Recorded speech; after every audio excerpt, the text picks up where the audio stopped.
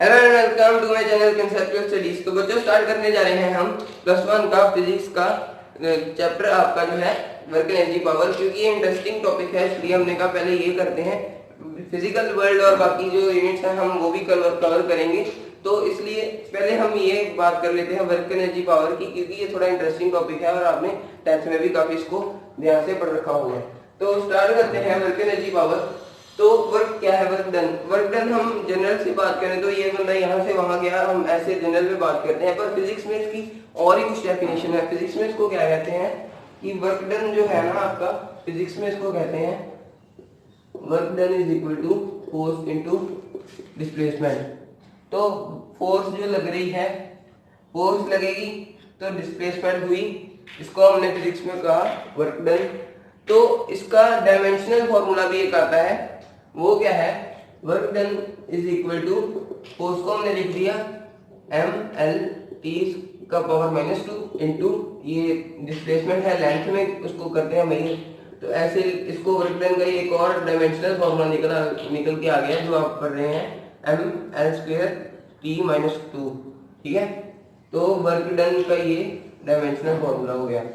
तो अब हम बात करते हैं कि वर्क डन बेसिक में जो हम बेसिक बात कर रहे हैं वर्क डन की, तो वर्क डन पॉजिटिव, नेगेटिव और जीरो कब होता है।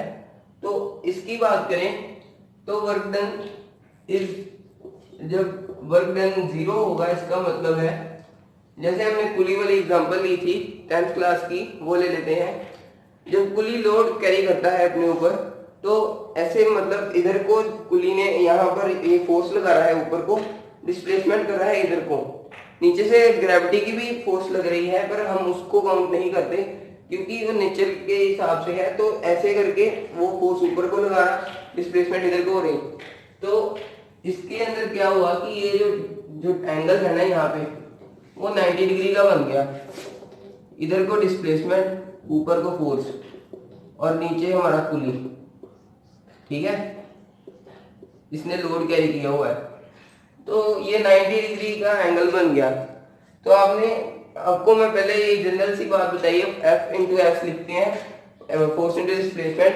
पर जब कोई एंगल गिवन हो, if a certain angle is given, then work done is written as force into displacement into force into F S cos theta लिखते हैं उसको हम, F S cos theta.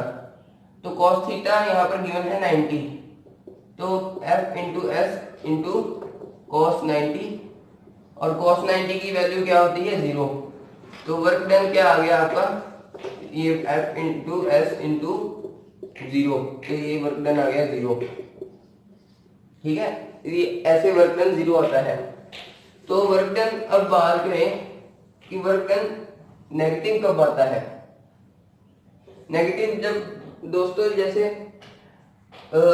Force लग रही इधर को, फोर्स इधर को लग रही और डिस्प्लेसमेंट हो रही इधर को, पर एंगल जो है ना यहाँ पे स्ट्रेट लाइन एंगल बन रहा है। यहाँ पे एंगल बनेगा।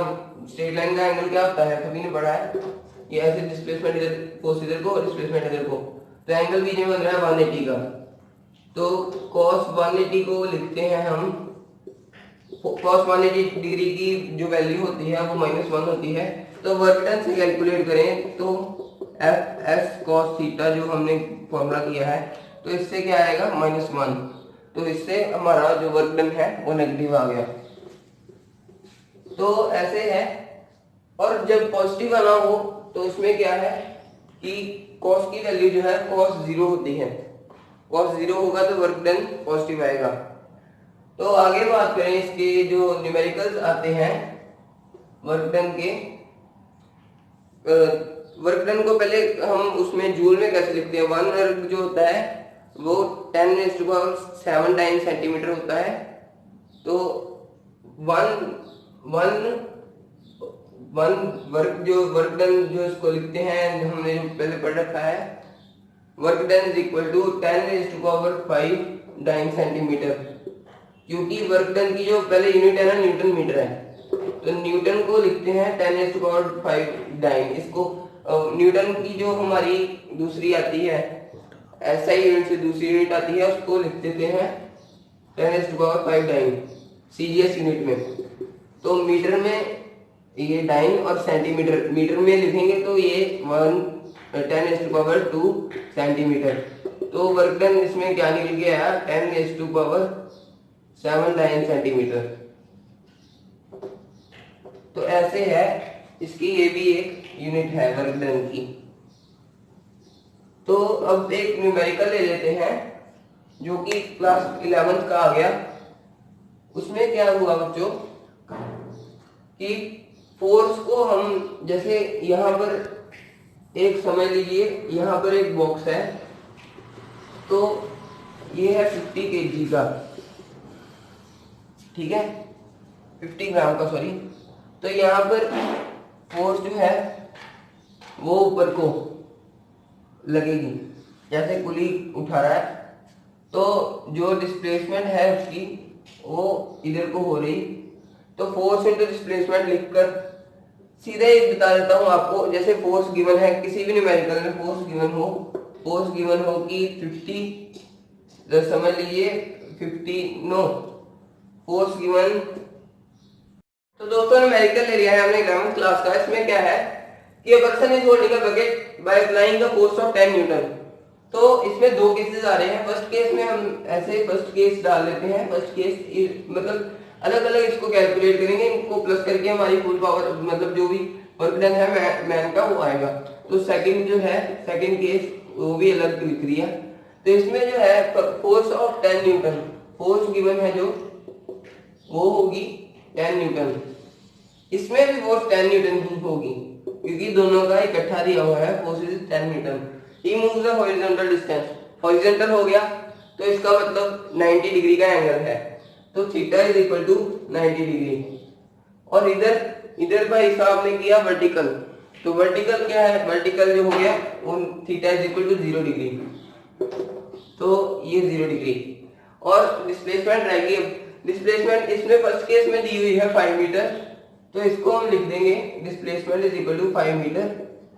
और सेकंड केस में जो दी है then he climb a vertical distance of 10 metre, displacement इसमें गिवन है 10 मीटर। तो बात कर लेते हैं cos 90 की। तो cos 90 की जो वैल्यू होती है वो 0 होती है, ठीक है। अब work done is equal to F S cos theta. ये एक बार जरूर डाल दिया करो क्योंकि ये ऐसे क्लास में होता है, 11th क्लास में है इसलिए ये एक लेवल है। तो अब यहाँ पर क्या हुआ, फोर्स जो है 10 न्यूटन, डिस्प्लेसमेंट 5 मीटर, ठीक है, एंगल जो है 0 है, तो ये वर्क डन इसका 0 आएगा, ठीक है। यहाँ पे फर्स्ट केस में हमारा आ गया वर्क डन 0। अब सेकंड केस की बात करें तो cos 0 डिग्री की वैल्यू क्या होती है 1। तो इसको cos 0 डिग्री को हमने 1 लिख लिया। तो इसके बाद हमने वर्क डन का फॉर्मूला लगाया, work done is equal to F into S into cos 0 degree. तो क्या निकल के आया, फोर्स जो है 10 है, ठीक है, थीटा 0 है, तो इसका मतलब वो उसकी वैल्यू 1 है जो हमने यहाँ पर लिखी है, तो ये 1 है वैल्यू। और डिस्प्लेसमेंट क्या है इसमें, डिस्प्लेसमेंट इसकी है 10 मीटर, ठीक है, ये होगी 100, ठीक है। ये हमारा आ गया वर्क डन 100 जूल, ये आ गया 0 जूल। तो अब वर्क डन का उन्होंने कहा find the total work done by the man by him, ठीक है। अब वर्क डन यहाँ पे लिख देंगे वर्क डन इन केस 1 और plus work done in case 2 is equal to जो आपका आया है फर्स्ट केस में आया है 0 जूल, यहाँ पे 0 joule plus work done in case 2 100 joule plus 100 joule. तो ये हमारा जो कुल मिला के जो आ गया work done is equal to 100 joule. तो ऐसे इसके न्यूमेरिकल किए जाते हैं। ऐसे ये मतलब बेसिक सा आपको समझाया है कि कैसे इसमें हम कर सकते हैं। तो ये हमारा आंसर आ गया वर्क डन का, find the total work done by him. तो और न्यूमेरिकल ले लेते हैं दोस्तों, इसके मिलते जुलते और न्यूमेरिकल हैं, ले लेते हैं। तो दोस्तों चलिए हमने एक और न्यूमेरिकल 11th क्लास का उसके जैसा थोड़ा मिलता जुलता है पर थोड़ा सा टेढ़ा है, हम आपको समझाते हैं। कि एक बंदा है, अ मैन वेइंग 50 kg, उसने एक बॉडी, मतलब उसकी जो बॉडी है उसने सपोर्ट कर ली अपनी बॉडी से 25 kg का। तो इसमें क्या हुआ कि मास जो बंदे का था वो पहले था 50 kg है, ठीक है। उसने जब बॉडी ले ली तो मतलब बॉडी कोई चीज उठाई है उसने अपनी बॉडी पे, तो उसका क्या हो गया 25 kg प्लस हो गया, उसका जो वेट हो गया वो 75 kg हो गया, ठीक है। मास हमारा आ गया इससे। तो इसके बाद वर्क डन हमें फाइंड करना है ना, तो इसमें डिस्टेंस जो है, डिस्टेंस गिवन है, डिस्प्लेसमेंट है, डिस्टेंस इसमें कहते हैं वैसे डिस्प्लेसमेंट, और डिस्प्लेसमेंट जो है 20 मीटर है, 20 metre displacement. Then acceleration due to gravity is given 9.8 metre पर सेकंड माइनस 2, ठीक है। इसके बाद जो इसमें थोड़ी सी टिल्टेड, जिसने पूरा क्वेश्चन को तोड़ मरोड़ दिया है वो है incline of 1 in 10। Incline of 1 in 10 क्या है बच्चों, कि जो cos थीटा हम लिखते थे जैसे cos थीटा, अब इसमें cos 90 माइनस थीटा हो गया, तो cos 90 माइनस थीटा हो गया, तो sin थीटा की जो वैल्यू इसमें गिवन है ना, sin थीटा की वैल्यू जो आई इसके 1/10 आ गई, ठीक है, 1/10 आ गई। अब क्या हुआ, अब पूरी कहानी बदल गई। वर्क डन क्या है, F इंटू एफ हम लिखते हैं जनरल आगे। F इज इक्वल टू क्या था, हमने 11th 10th क्लास में पढ़ा है, F is equal to mg mass जो गिवन है 75। तो इसमें पहले हम लिख देते हैं F is equal to mg into displacement, तो साइन थीटा भी आएगा क्योंकि वो भी है साथ में साइन थीटा, और इंटू डिस्प्लेसमेंट। ये पूरा हो गया हमारा, ठीक है, न्यूमेरिकल। अब हम इसका पूरा सोल्यूशन निकालते हैं। m जो है 75, ठीक है, gravity acceleration due to gravity 9.8 that is given, तो अप्रॉक्स होती है 10 भी ले लेते हैं कई जगह पर, तो इसको हम 10 भी ले लेंगे, पर फिर भी ड्यू टू क्वेश्चन हम इसको 9.8 ले रहे हैं। तो साइन थीटा जो है 1/10 और डिस्प्लेसमेंट 20, ये और ये कट गया, और ये एक इधर करके 2 1 जा 2 5 जा 5 5 1 जा 5 1 जा 5 3 जा और 5 5 5 15, और ये इसका कुल मिला के आंसर आ गया अपना 1470 जूल। तो कैसे आया, हमने क्या किया था 75 kgf उसका वेट ले लिया, ठीक है। फिर उसके बाद जो डिस्प्लेसमेंट गिवन थी, gravity acceleration due to gravity ये गिवन थी, इसको काट तोड़कर ये आंसर आया 1470। तो ये आपका आ गया work done by the person to carry the load is what he is carrying, ठीक है। ये आंसर आ गया आपका इस वाले पार्ट का। तो ये था क्वेश्चन। अब नेक्स्ट हम ग्राफ की बात करते हैं। तो ये है गाइस न्यूमेरिकल ऑन ग्राफ। तो कैलकुलेट, इसमें क्या कहा है, calculate the work done in moving the object from x is equal to 2 to x is equal to 3 from the following graph. तो ये ग्राफ गिवन है हमें, x इज इक्वल टू 2 पे मैंने कैलकुलेट कर लिया कि at x is equal to 2, x is equal to 2, force जो गिवन है, फोर्स जो हमारी आएगी यहाँ पर x इज इक्वल टू 2 पर 40 न्यूटन, फोर्स ऊपर को जाएगी, force is equal to 40 newton, ठीक है। At x is equal to 3, अब at x is equal to 3 की बात करें तो ये जो है 60 न्यूटन पे आ रही है, तो फोर्स जो हमारी आई वो आई 60 न्यूटन पे। फॉर्मूला गाइस ये यूज करेंगे हम, work done is equal to area under F, then x graph between x is equal to and x is equal to 3, then we will use this work done is equal to area under f 1/2, इसको लिख देंगे 1/2 40 plus 60, ठीक है, into 3 minus 2। ऐसे इसमें जैसे हमने इसकी वैल्यू पुट करके 40 प्लस 60 क्यों किया, क्योंकि ये दोनों का हमने एरिया निकाल के पूरे ग्राफ का एरिया निकालना है, इसलिए ये एरिया ऐसे फाइंड होगा। वर्क डन हमने लिखा work done is equal to 1/2 into 100, ठीक है। ये 3 माइनस 2 1 हो गई, 2 के साथ 50 हो गया, ये 100 कटा गया और ये हो गया 50 जूल आपका आंसर। तो ये था गाइस न्यूमेरिकल ऑन ग्राफ। तो ऐसे ही न्यूमेरिकल्स बुक में काफी हैं, जरूर पढ़ लेना है एक बार।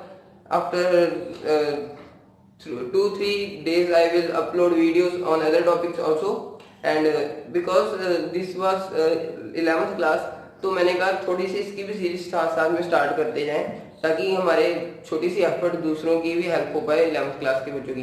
Before ending the video, please subscribe to my channel if you are new to my channel, and please press the bell icon so that you will get all the notifications of my new coming videos. Thank you बच्चों, जय हिंद और